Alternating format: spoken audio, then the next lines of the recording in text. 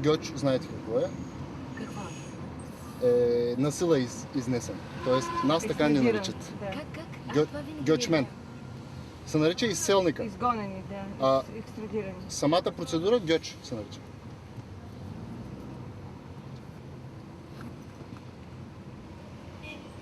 Между другото, корените на думите могат много особено да променят смисъла на думата. Примерно, гьочмек е глагол и означава да се изнесеш в другия свят, т.е. да починеш. Нещо, което не зависи от тебе.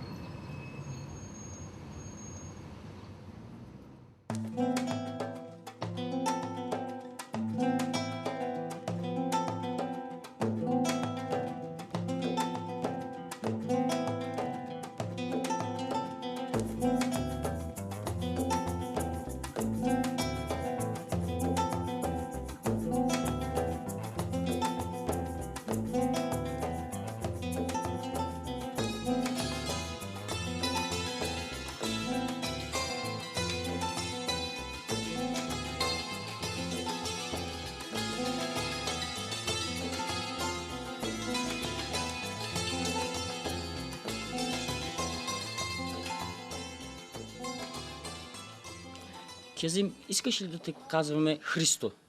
Не искам. Тогава да ти казваме Георги. Не искам, аз съм Кезим. Не, ти вече не можеш да бъдеш Кезим. Защото виждаш, че Хасан стана Христо. Защото виждаш, че Ömer стана Георги или Ивайло, каквото е. Виждаш ли, твоите приятели са станали българи. Ти на тебе вече не можем да ти викаме Кезим. Но аз съм Кезим, моето име не ме се е променило. Защо вие ми викате Христо или Георги? Аз не искам такова име. Това беше много трудно за мен в училището. И ме питаха, къде е баща ти? Баща ми къде? Аз не знаех. Живее ли? Не знаех. Умрял ли? Не знаех. Какво става? И това не можех да разбера. Защо не се променяват имената? Защо става такова нещо? Защото от 1974 година като деца ние нищо не разбирахме. Нямаше проблеми с българите, нямахме проблеми в училището. Една година дойде, аз останах без баща, без майка, без име.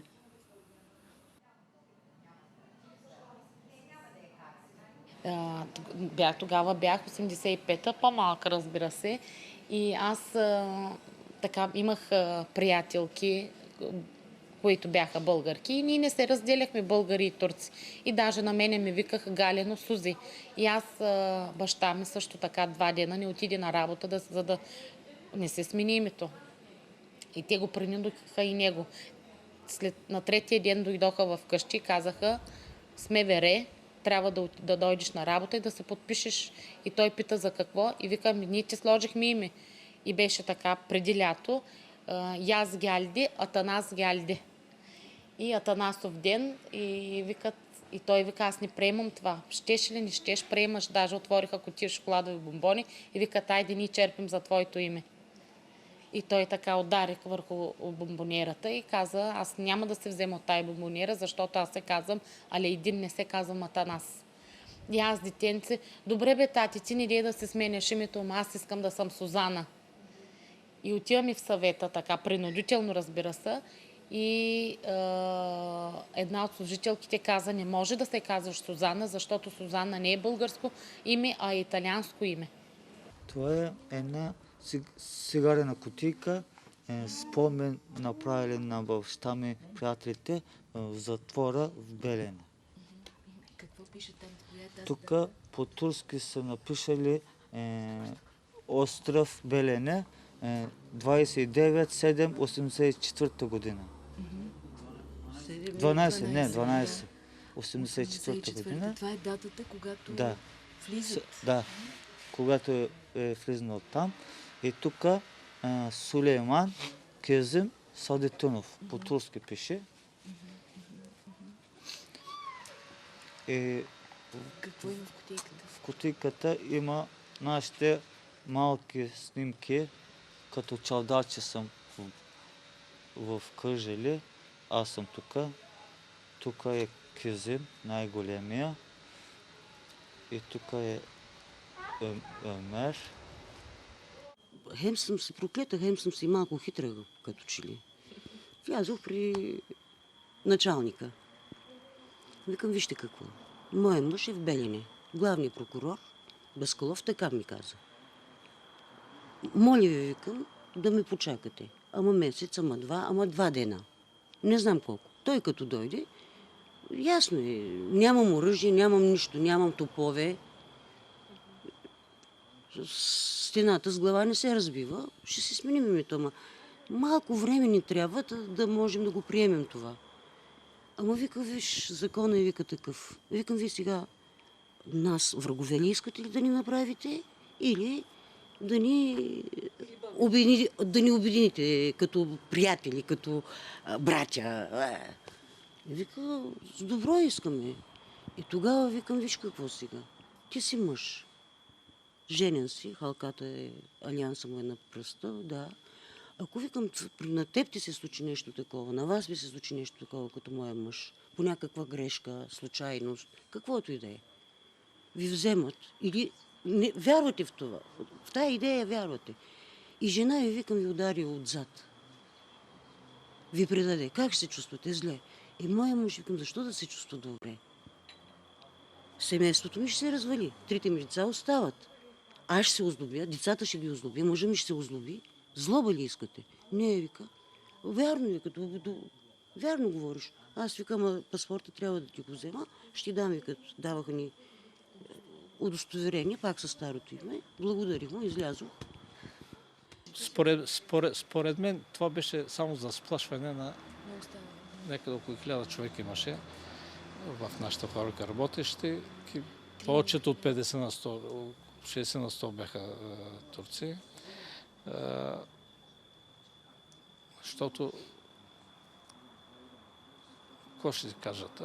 Инженера са го вкарали в затвора, значи какво остава за нас? Това ми беше третата квартира. И Бисерка и мъже не ми взеха никакви пари за квартира. Просто каза, живей там. Ние, доколкото разбрахме, си принудително изселен от комунистите. И може да живееш там, но ние пари няма да ти вземем, колкото да съм настоявал. И много добри хора бяха. И аз 92 година съм дошъл от тогава, 17 години, не съм я виждал и сега голямо желание имам да я посета. Аз. Леле, моля, ти са тия камери. Бай. Бисерка, деца да гой, бе. Амали! Ти. Леле! Бре. Моля ви се, не съм за снимка. Няма нищо. Влизайте. Напълня. Влизайте, аз си крия стъклата и съм се много разхвърлила. Леле, що не... Бре, аз трудно намерих адреса. Как трудно? Адреса трудно намерих. Леле, как да сварих. Влизайте. Няма, нищо с обувките, аз с обувки не влизам. Абе, моля ти се, влизайте. Влизайте ли с... Бил е много буден човек. Много умен, може би не е възприемал някои неща за времето си тогава. И повече не мога да кажа, но как се е озовал в село. Знам, че го бяха изпратили тука. Той като живееше в Камено поле ме научи да слушам Свободна Европа. Гласа на Америка, Deutsche Welle. Стане ли 4 часа, един вев и го тураше на една тенжера обратно и копаем градината и слушаме Свободна Европа. А съседите? Нищо, те го обичаха, защото той много ги и помагаш. И когато си тръгна, беше много интересно, ако трябва да го кажа. Искаш ли да го кажа? Кажи. Той беше на гладна стачка. Да. Едно раздвижване, тия хора не могат да се справят с тях, а по принцип село Климент нас не знаеше, защото ние оттам влязахме в затвора, оттам бяхме изселени, оттам дойдохме и пак не се страхуваме и пак продължаваме да такова. За тях ние станахме един символ просто. И най-напред един страх, но след това започна просто да се, примерно още сега, Климент казва, тя е от нашото село. Толбухинско казва, тя е от нашото село. Корница казва, тя е от нашото село. Всяко село, което съм живели ние, искат ние да бъдем от тяхното село. Защото с голямо възхищение, при ние като се върнахме от затвора от това село Толбухинско, дойдоха да навидят. С коли винаги идваха. С голямо така уважение, защото ние сме хора, които никога не сме се причупили и сме продължили примерно това, което те не са успели да направят, ние сме го успели, или които са искали да станат, но не са успели по някакъв начин, някакси като символ, може би. Ти си станал герой. Да. Обаче аз се го тероризирах да каже, верно ли искат да правят република там по Добръж. Той вика, не, ние си искаме правата и от него разбрах, че имало човешки права. От него разбрах, че имал много други работи. Той имал грамоти политически. И от 4 часа след обед до 4 часа през нощта слушаме Свободна Европа. Дойче Веле беше от 12, на обед ли беше? Да, и тогава много интересно тия възрастни баби Камерополе. Ма той ходеше, да, той сечеше дърва, докарваше и вода. И те много плакаха. Аз му давах москвич. Голямо тичане тогава. Москвиче му дава. С москвича сме тичали и заради той. Казвам, че тя е ятачка за борбата срещу Живковия режим, срещу комунизма. Значи ни е помогнала. Бяхме направили една беседа с учителя по история. Той така подхващаше всеки от учениците, нали? Кажете си мнението, наистина мислите ли, че сте преименувани българи, че сте турцизирани? Какво мислите въпроса? Някои се изказаха, аз се въздържах, обаче учителя просто ме подкани да се каже мнението. И аз казах, ами викам, може, да, има такава вероятност да съм турцизиран българин. Има. Обаче, всъщност не е ли важно, казах, това аз как се чувствам просто, аз как се определям. Това е по-важно. То ако се води просто по принцип точно какъв е, какъв му е корена, всеки може да се сгреши. Вие със сигурност можете ли да кажете, че сте българин, му казах. Примерно, след 200 години властване на гърци, след 500 години властване на турци, всякакви войни, които са преминали през Балканите, можете ли със сигурност да кажете, че сте българин? Не можете. Обаче се определяте като българин, нали? Имате я тази свобода. И аз я искам. Така му казах. И след седмица родителите ми бяха извикани в училището, имаше старшина милиционер, още няколко милиционери. И така, момче, така и така си казвал, в урока по история. Да, така казах. Добре, сега ти как се определяш, каза? Като българин или турчин? Погледнах майка ми и баща ми и двамата бяха на сълзи.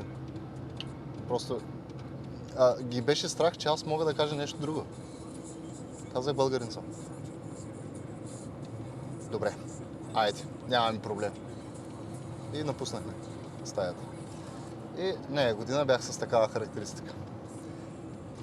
На следващата година бях комсомолски председател. Направо ги убих. Всяка седмица. Всяка седмица комсомолско заседание. Ги скапах от марксистски, ленинистки, такива пропаганди, уроци. Ти имаш ли приятели българи? Да, моите приятели повече българи бяха. Аз много добре се разбирах с тях. Обаче по 3 март малко имахме проблеми тогава, защото време разделно наистина ни разделяше. Да, на 3 март. Да, на всеки 3 март този филм, когато го пускат и тогава всички разбирателства се превръщаха в къвги. Аз съм се карала с мои приятели българи тогава на него филм, защото него ден направо ми казаха, махай се от очите ни, защото ни се надига националното чувство. Българската държава ни беше оставила в много собствено положение след 1984 година.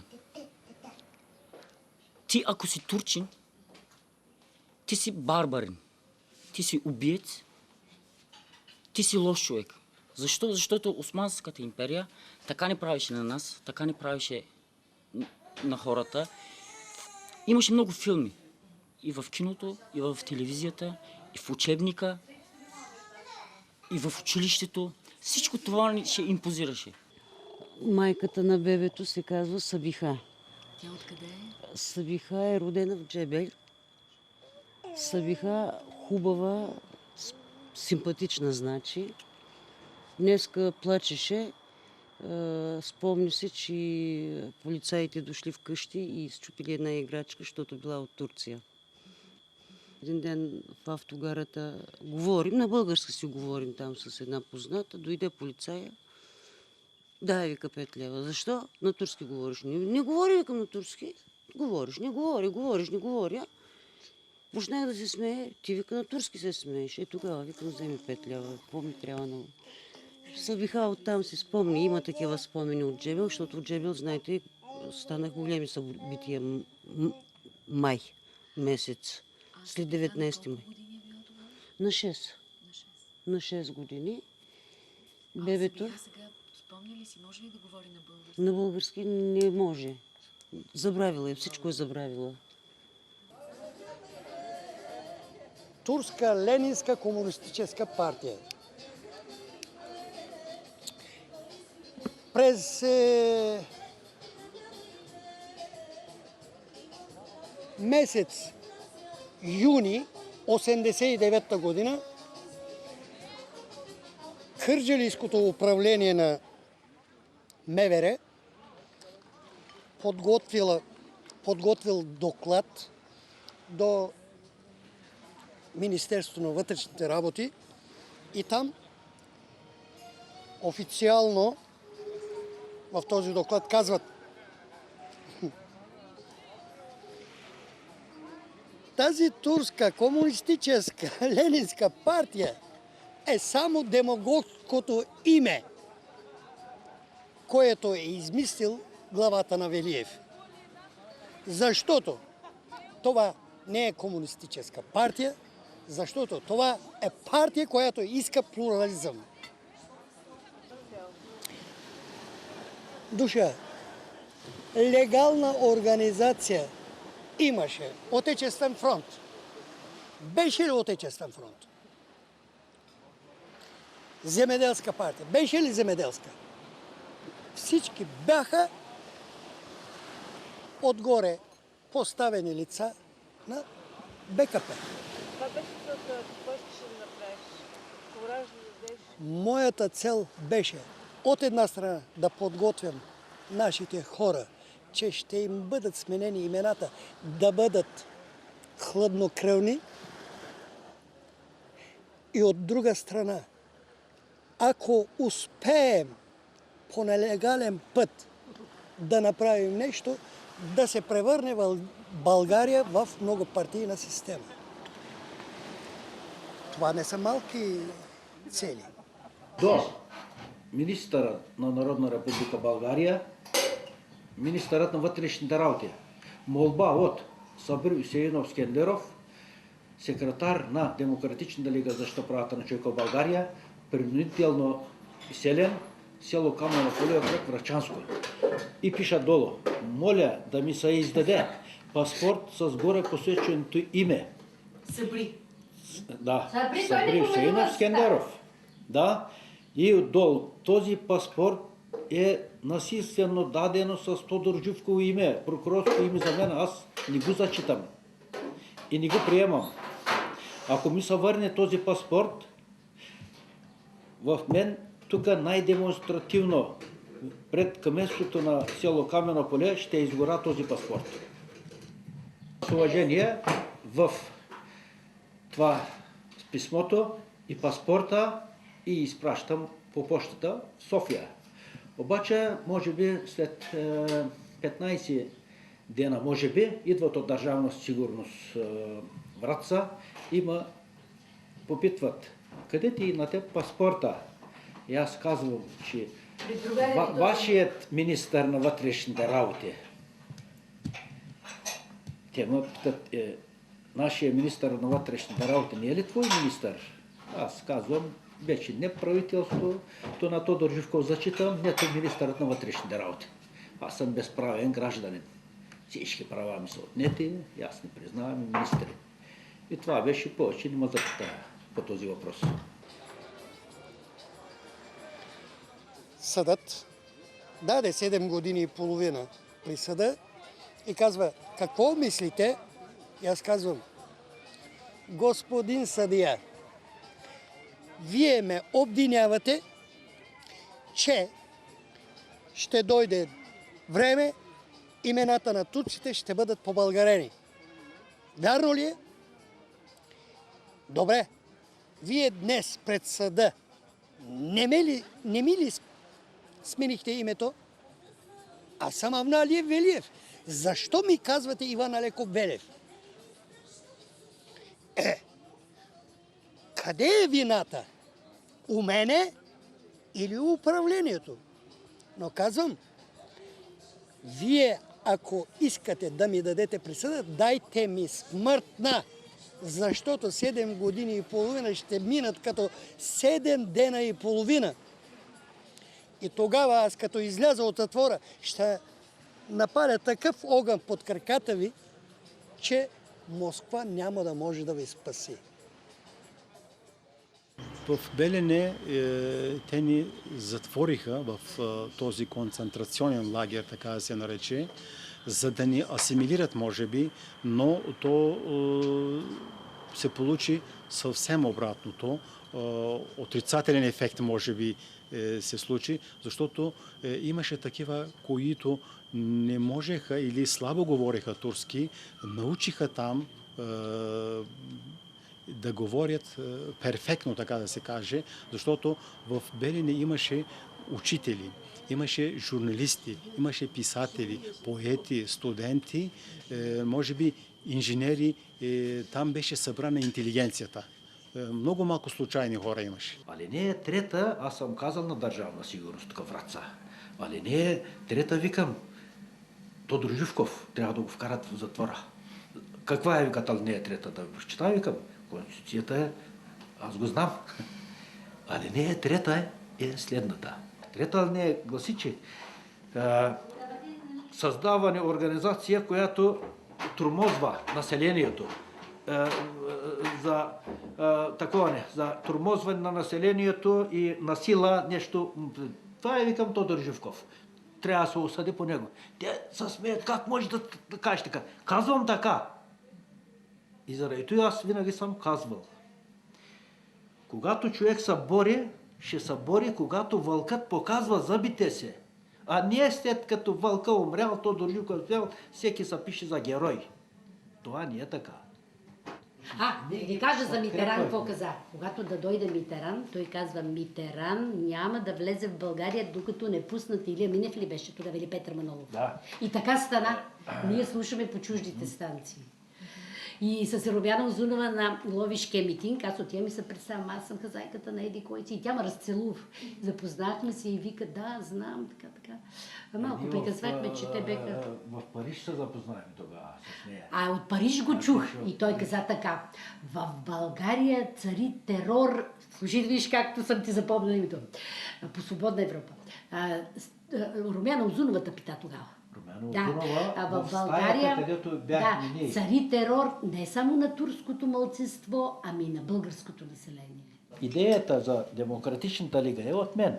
Още когато бях в Развигор задържан, София, Развигор 1, главно естествен отдел, тогава си мислих, викам, да дойде демокрацията в България, ние трябва да направим нещо с организирано. Не тайна организация, а легална организация. Защото борещите се за човешки права, те не са терористи. Те с открита борба трябва да има. Защото ние защитаваме правата на човека. Ние не сме терористи. А тогава Тодор Живковият режим беше терористът. В английското посолство дадахме програмата и устава, за да знае световната общественост, демократичната общественост, че нашите цели са такива, както в програмата, а не терористическа организация. И зато, че Първо, ние трябва да се осигуряваме гаранция да вземем, че те не може да направят нищо, никаква фалшификация вече, защото английското посолство знае вече. Пътувахме, непрекъснато бяхме на път. И в София мене ме избраха за представител на Варненската, координатор на Варненска област. Там, понеже в Михайловград не можа да се осъществи срещата, в София дойде журналист от Франция и 2 вестника френски ни дадахме интервю и за първи път ние съобщихме според нас колко души са убити, как е осъществена всъщност смяната на вината 70-те години и 84-85 година какво се е случило. Ахмед Доан в тази книга с някаква си журналистка написали една книга там, Кой е, аз го прочетах. Вие всички в България сме родени, в България живеем. Тогава в комунистическите затвори, той както пише там, че ние в Пазарджик, всичко тръгна от Пазарджик. В комунистическия режим затвора, каква организация може да направите? Как може да организирате населението? Как може да организирате вие народа вън за майските събития? Това нека други хора да разсъждават. Той има ли дял в майските събития? Аз не казвам нищо. Малко по-реално, като се разсъждава и ще личи кой какво е направил.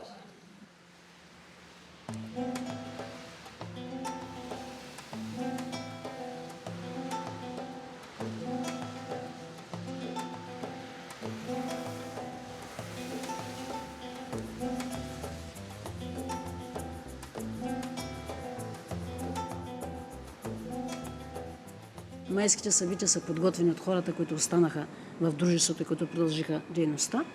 Но Ахмед Доан как може да ръководи от затвора, дали началника му е предоставил кабинета си и телефоните, за да може да тия неща да ги регулира. Ние бяхме 5 човека и непрекъснато нас задържаха и с труд създавахме връзки.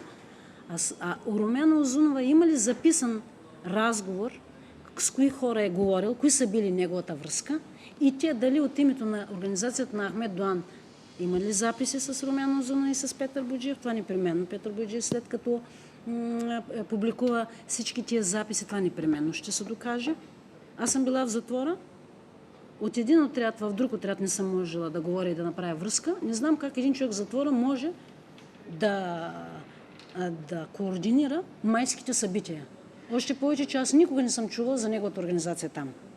Не съм чувала. Възможно е било, ама те така правиха, че още преди да си дигнеш главата, веднага задържаха и нищо не можеше да направиш. Как е възможно? Аз само това, наистина добре е човек, когато човек обича себе си много повече от другите, винаги може да се опита да приправи историята. Сталин също е писал истории, знаем, за разни битки и така нататък. Но си мисля, че като човек малко по-скромен да бъде и нека хората, които са го направили, те да влезат в историята. Аз говоря само, че аз до февруари, заедно с братовчедите ми, 5 човека, дори и с майка ми, които толкова много са наподдържали в това отношение, сме направили, но всичко, което след това е направено, аз не смея да си го припиша, макар че в много истории и в много книги се говори или се използва моето име. Гледай сега. Гледай сега, па дали не съм... чакай да го дам. Ето, виж как съм го сгънала и съм го стела. Ето, това са твоите работи. Вижда? Ето ги. Да. Браво, значи. Аз не знам сега, аз мразя комунистите. Моят дядо е първият комунист от романска селищна система, който се отказва от активна пенсия. И той не ми даде да стана член на партията. Имаш. Сина ми иска да кандидатства в военно училище. Първата програма от 22 точки преди разработена, преди втората програма на Азим Башаран, преди да направи тази, аз Първата програма е с 22, саморъчно съм написал. Те тук, аз съм си го донесла от Камено поле, това когато него дойдоха да го вземат Държавна сигурност. И ние успехме да, аз му викам, кажи, и той и го хвърлихме зад бюфета, ще видите в Камено поле зад бюфета, отзад го хвърлихме. И после аз правих ремонт на стаята и го извадих. Аз го извадих, още тогава го скрих. И си го прибрах тук да имат за спомен. Не, той мой земя. Ние сега ще ходим ли на Камено поле? Ще ходим, разбира се. Можем да не ходим в Камено поле. Камено поле е най-интересното сега, където ще извадим първата програма.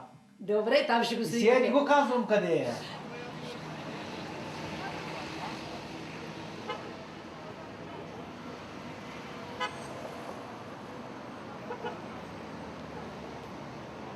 ...500,000 човека, образовани хора.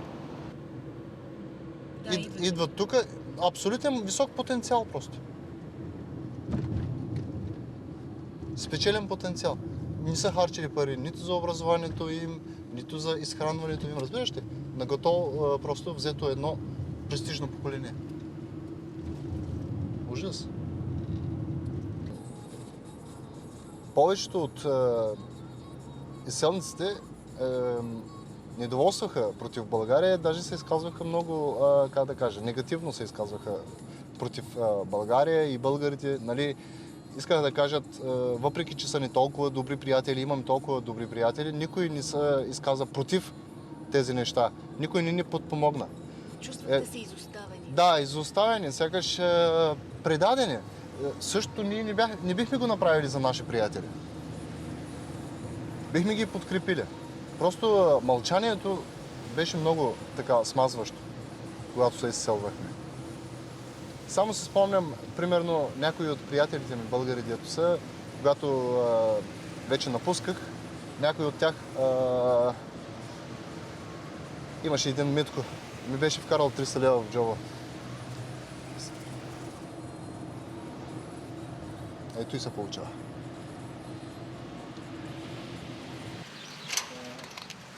Погледни сега как мога да приказваш с 100 проси народ.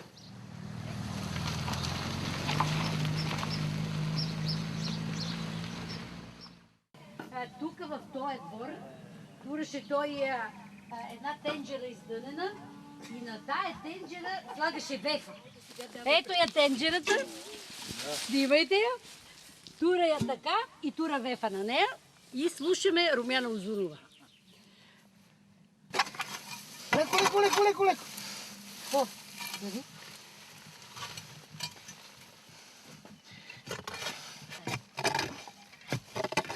Тук в момента, преди 20 години и може би няколко месеца съм скрил в едно бурканче от пюре първата програма на Демократичната лига за защита правата на човека в България. Всъщност не можеш да срещнеш нито един селник, който да говори това минало. Помежду им не се говори това нещо. Аз сега ви го говоря, защото Даниела я познавам и знам какви са очакванията от мен. Обаче да го накарам един селник в момента да го говори това нещо, нямам си представа. Защото е трудно, защото е травма все още? Виж сега, той нещо събужда някаква омраза, разбираш ли? А пък хората не мразят българите, разбираш ли? И не искат просто да си го спомнят. Той нещо е свързано с режима и край. Това е.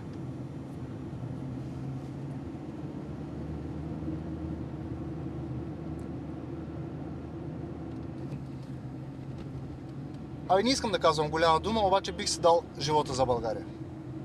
Толкова много я обичам. Обаче, просто не ни позволява да я обичаме. Това е. Това е, което ни обижда.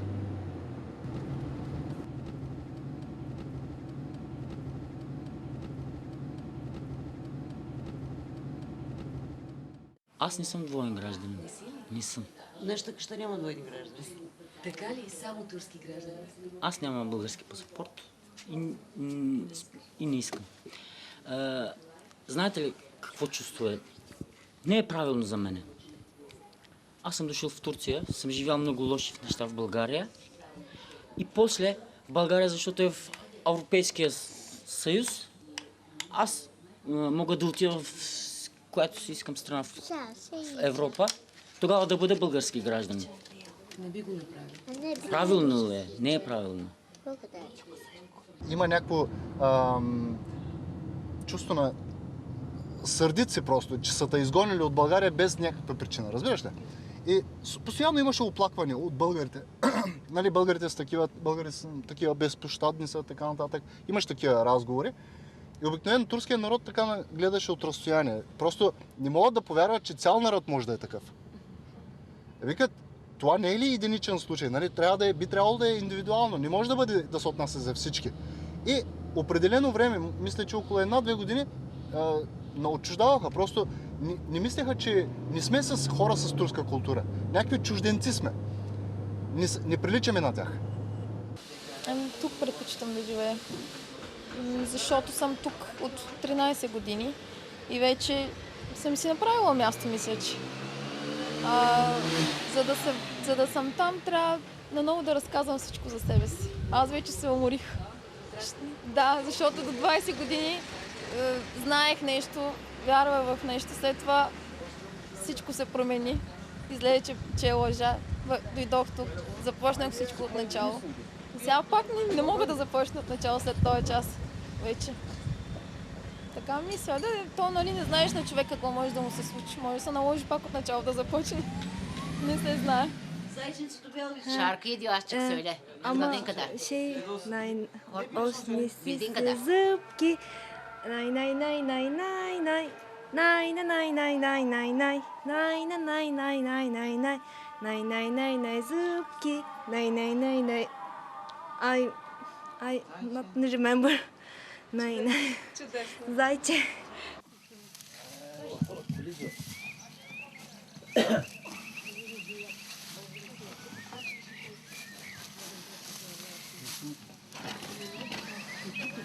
Ja.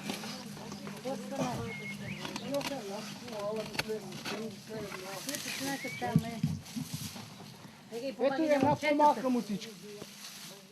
В сухото гори и суравото, в суравото гори и сухото. Имаше си хора, които... Аз, например, има много неща, които на днешно време не ги харесвам. Трябва ли сега, че аз казвам истината, да ме отпратят мен някъде далече, че казвам истината и съм неугодна на някого? Значи, какво е това? Значи да нямаш право на глас? Така ли? Нали казваме, че всичките сме равни?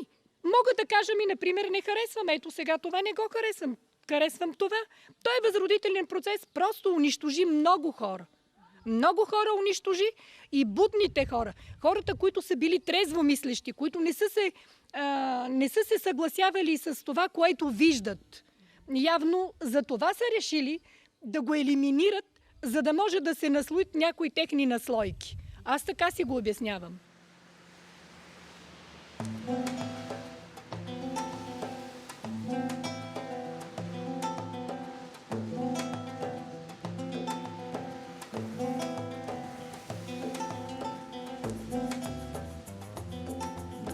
Голяма екскурзия, кой го назовал това голяма екскурзия? Това не е телевизията, ама това е принудително изгонване. Това не е голяма екскурзия, според мен.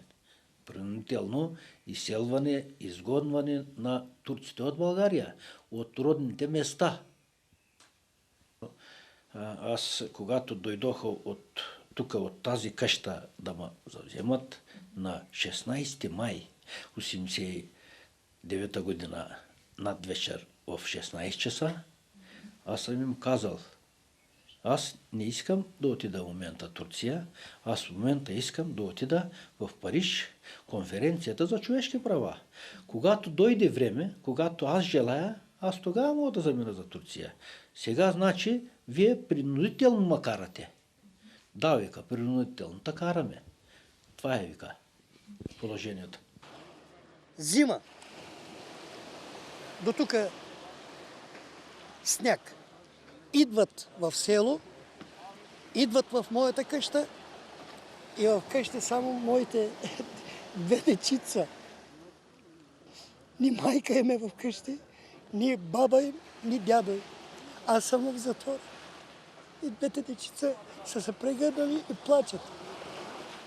Те знаят много добре и български, и турски език.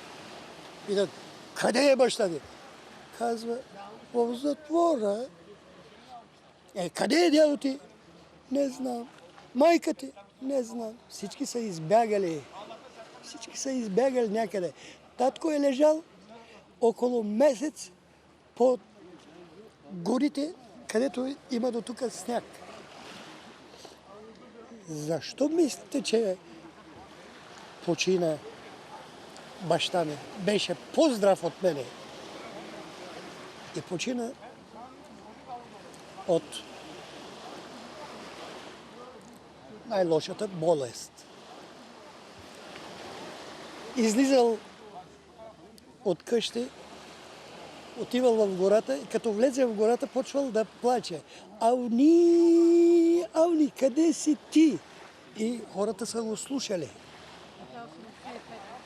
Това е 85-та, 86-та година, 87-та година и 88-та година на 6 януари почина. Сега, в тия 111 дена съм бил в 6-тия етаж на Държавна сигурност в Сливен. В тия дни 19 дена бях на разпит. 19 дена, обаче от тия 5 дена такава изтезание, такава бой, че гърба ми беше целия патлижан, като патлижан. От врата до краката.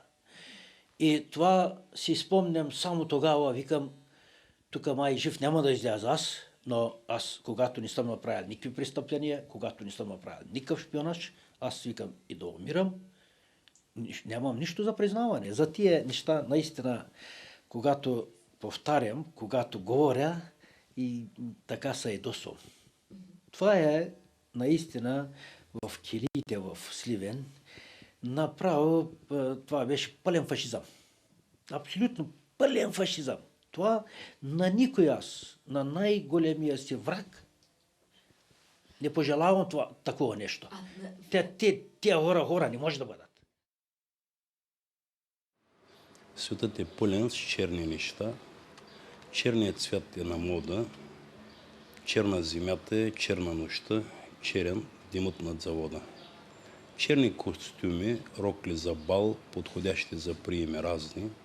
В черно извършват и друг ритуал, който съвсем не ни блазни. Черна участ очаквате, щом кажеш на черното черно, ставаш черен, оставаш без дом, виновен, цветът е наверно. Има още много неща черни и те са на мода. Черни кроежи, черни дела, черно тегло за народа. Кога си написал? В затвора, като съм бил, значи някъде в 74-та-5-та година си написал.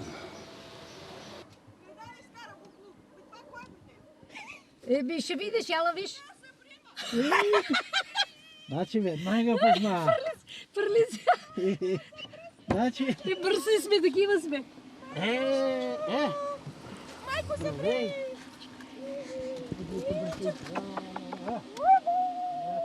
Преди неколко дена... Я ги снимай, да я дадат на партията, да иди как целува турчина. Снимай я. Човек е майма.